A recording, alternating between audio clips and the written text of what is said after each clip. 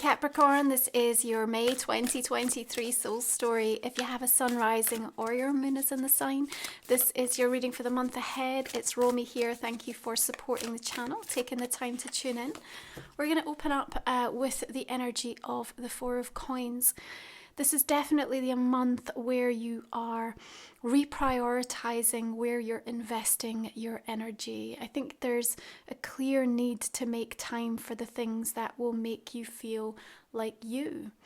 And Taurus energy, as it lights up that fifth house for you, puts a firm focus on what brings me pleasure, what inspires me, where do I draw my sources of creativity from? Where is there room for romance in my life? How is my heart energy attached to what it is that I'm valuing and prioritizing? And not only that, I feel like this month, the universe is wanting to demonstrate how giving less can help you receive more. So it may be that you are literally like closing the door and saying to someone or something, there's no more from me. Like I can't offer anything else at this point in time. I've given enough.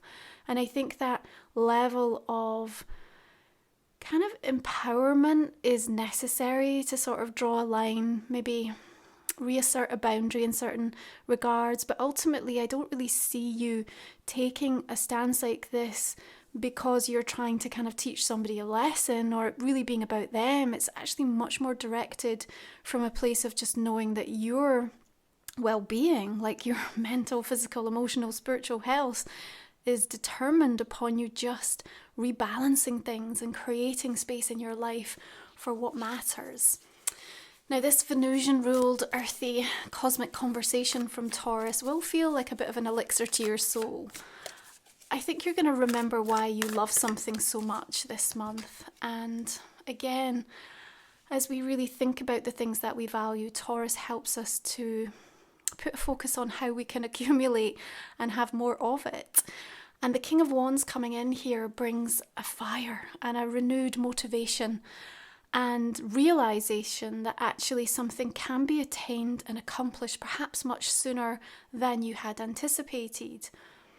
Now, with that in mind, it is going to require some adjustments to come into effect. And, you know, Taurus has the adage of sort of work hard, but play hard too. So strategizing early in the month will be beneficial for you, I think, Capricorn, so that you do then start to leave enough time and space to sort of let some of these new seeds of inspiration take hold.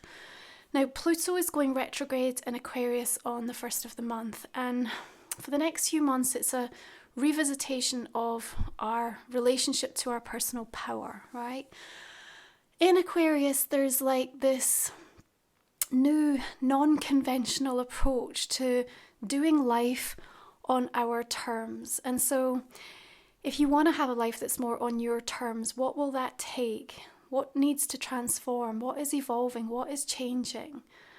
And I think as Pallas Athena, asteroid goddess, shifts into Leo on the 2nd of the month, there is this new strategy that's being ignited and solutions that I think perhaps that you hadn't really considered were a viable option are now going to become incredibly attractive to you through the course of this month, okay? And again, this is going to help you to make space for more of the things that you want. Now, love is a loaded word, right? And so too for you might be the word pleasure or joy or indulgence or happiness or ease. But you are being asked to sit with all of these and really reflect upon how much you're giving to yourself to help realize some of these things. Now, the lunar eclipse coming in Scorpio on the 5th of the month is a wrapping up and a real intense kind of consideration of where the reinvention, where the rebirth is taking place. And it's deeply cathartic, but there's also something about that that might feel slightly uncomfortable because I feel like it is stretching you outside of what feels familiar or feels safe to you. We also have Venus moving into Cancer on the 7th, and so right after that moon, even though we might feel compelled and pulled towards being a bit brave, putting ourselves out there a little bit more, Venus in Cancer, although deeply intuitive and sensitive to be able to kind of read the room, is also seeking safety. And so again, there might be this kind of inner conflict going on for you in regards to relationships, in regards to money story and prosperity consciousness, where you're thinking about investing money, especially with that Four of Coins coming through here. And really, these are almost like the kind of antithesis of one another, aren't they? The King of Wands is saying, I'm maverick, I'm bold, I'm entrepreneurial, I'm adventurous, I'm a risk taker, I trust my instincts. And the Four of Coins is really wanting to play it safe. The two fours coming through here does suggest that you have balance to build upon. But again, the need here for rest, rejuvenation, things that will enable you to feel that you are more prepared to take on any kind of a risk or bold move will also be very helpful. There's a quietness about that Four of Swords that might also be needed, and perhaps the quietness is going to come in as you withdraw your energy from specific parts of your life, maybe specific people.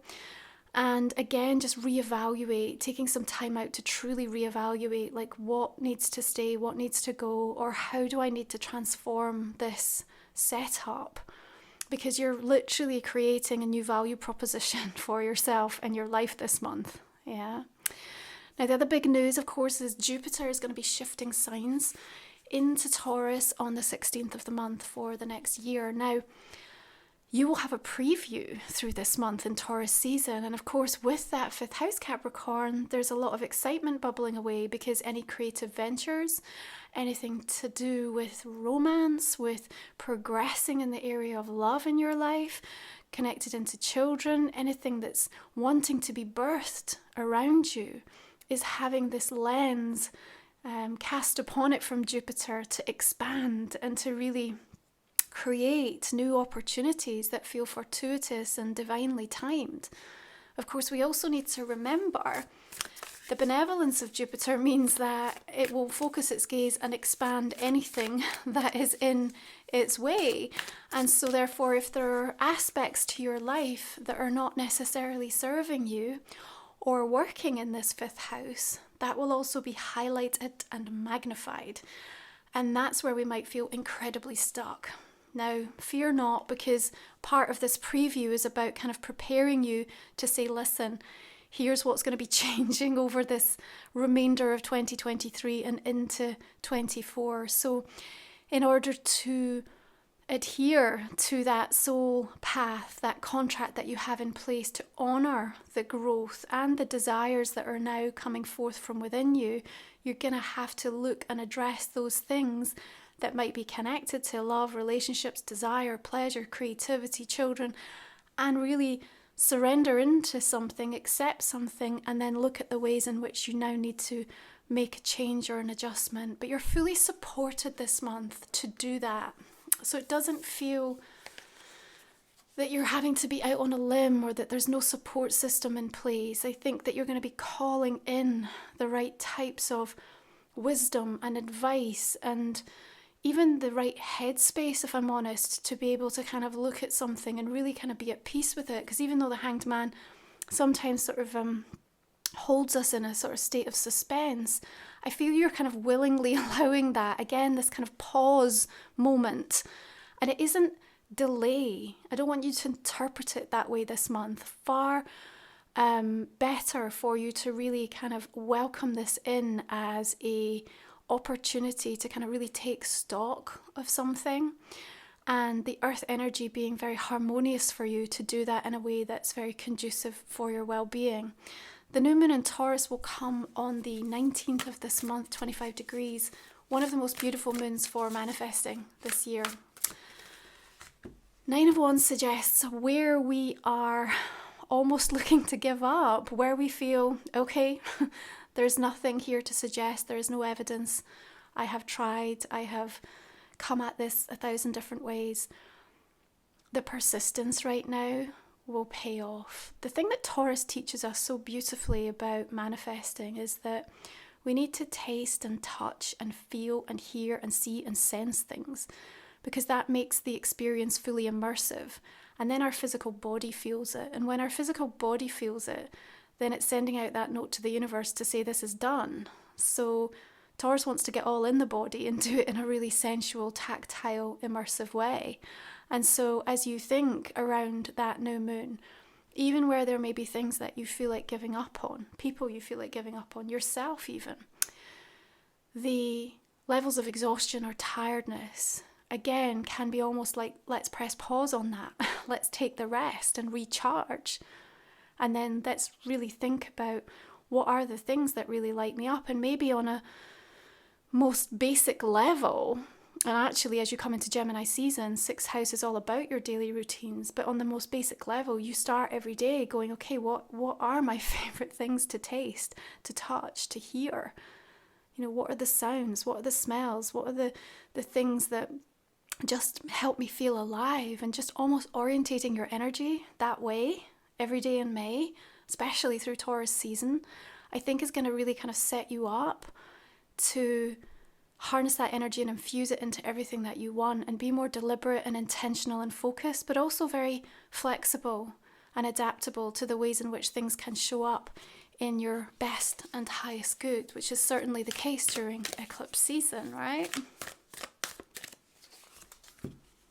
Full energy. You're embarking on this new chapter. I think for many of you, you're sort of already on the pathway, if you like. I think what's happening through the month of May is that you're hitting your first, this feels like it's stretching me a bit further than I'd expected it to. But it is kind of bringing some meat to the bones. It's kind of fleshing something out. And I think there's almost a skill that you're going to be keen to want to develop. But that in and of itself might feel a bit risky. It might feel like, oh gosh, what if it doesn't work? Or do I really have the time to be able to kind of put into this? So I think you're sort of questioning, you're looking for a sign.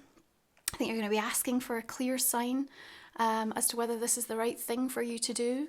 I think that will come through very powerfully for you, especially in the crossover between Taurus and Gemini energy. So look around that new moon, 19th, 20th, 21st. And Mars and Leo, of course, arriving on the 20th also just renews the drive that you have. Again, sort of bringing this fire to some of the strategies that you want to put in place. I think there are going to be 3 things that are showing up in very quick succession around that time of the month. And again, there might be almost like a mistrust, shall we say, of either what somebody is saying, of what you're seeing, of whether you can truly kind of put your store in this or really believe in it. But I think there's something so inspiring about it. It'll kind of capture you and you'll be like, oh, I kind of feel that I can't not just take a risk here. I can't not just see where this might go. I think that inspired approach is something that almost seems to kind of unfold in different areas this month. Like I see you being kind of highly inspirational within the workplace, within your relationship, and being like, right, let's try something different. Let's try something new. And in that sort of desire to be curious and to kind of be a bit inventive, you're going to be able to save huge amounts of time or money, or like you're going to avoid like a really kind of disastrous outcome that might have ensued. So it's almost like you'll be very strongly guided, but I think you're not the only one that's kind of involved in this. It might be connected into a team or a family, or there's a group of people. But this inspired approach, it needs to be shared, because I feel like I've got you saying this month, Capricorn, we're doing this the wrong way. Like we're going about this in the wrong way. Yeah. So listen to where that might be showing up for you, because you have an important message, and you'll be really glad that you followed through with whatever the advice or the guidance was that was showing up. So as we come into Gemini season and we illuminate that 6th house, there is a focus and emphasis around your health and well-being, and also how you're going to be showing up in terms of service, your purpose. And as new ideas and things are taking hold for you, I think there will be a deep reflection of like, okay, how do I manage this without burning out? How can I kind of split myself in enough ways to take care of, family life, home life, relationships, me, the things that I want to do, my work? There are perhaps some compromises early on that might need to be addressed. But what I'm feeling is that as the weeks unfold and you start to kind of get your way and your flow with like a new setup, the rituals and the routines become incredibly supportive, and you're not going to feel like there's any sense of true loss in any one area. But it might feel initially that it's a little bit kind of back to front, upside down, as you try to kind of maybe put a new structure or routine in place around you, okay? But kind of be persistent and kind of hang in there is what I want to say. If you're new to the channel, Capricorn, we cover the final 3 cards in our extended reading. You will find the link for that in the comment and description box underneath. Talk for another 25 minutes or so and see where this reading takes us in a deeper way. I'm going to go ahead and clarify the main spread and just see what additional messages are going to be shaping that conversation. Okay, we have the 5 of Cups and the 9 of Cups. Okay, with this King of Wands, we've got the Tower and the Star. Kind of similar message here, like we have a challenge and then it all kind of resolves itself and works out in your favor. Okay, Ace of Earth here, so for me a bit of a focus around your well-being for sure. 8 of Swords, just going to pull one more there, and the Devil. Okay, Strength, another 4 of Pentacles here, 7, and the 9. Big emphasis around prosperity, abundance. Of course, as we said, Taurus, the conversation is very focused and centered around this for you. 10 of Cups, Ace of Wands, nice. All the decks I use are listed below. This month in my soul journeys, Capricorn, we're focusing in the light, a journey of sitting in the power, helping you to restore, recharge, rejuvenate your energy levels, mind, body, and soul. In the shadow, we're also focusing on clearing a block. So the one thing that you know, perhaps connected into this energy showing up with the Devil, that might be causing some resistance for you. So you can, again, check these out over on my website. The link is below. Okay, so this is Life Soul Vision, my oracle, over on my website. And Moon Musings, of course, is now on Amazon, and you'll find the ebook and the audio version coming online as well. Please do check it out if you feel inspired. Okay, so Mirrors of the Mind, Third Eye Energy, Queen of Water, Waterfalls of White Light, Rainbow Dragon and the Wild Rose, Root Energy,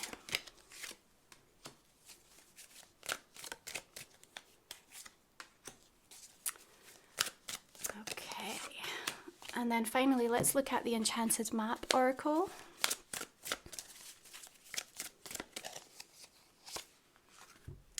Okay, we have Spark. Capricorn, if you'd like to join me for the extended, we'll also cover off a personal question for you that might not have revealed itself in the main spread, as well as going deeper into all of these. And yeah, I look forward to continuing this conversation with you there. Otherwise, you take good care. I will see you again next time.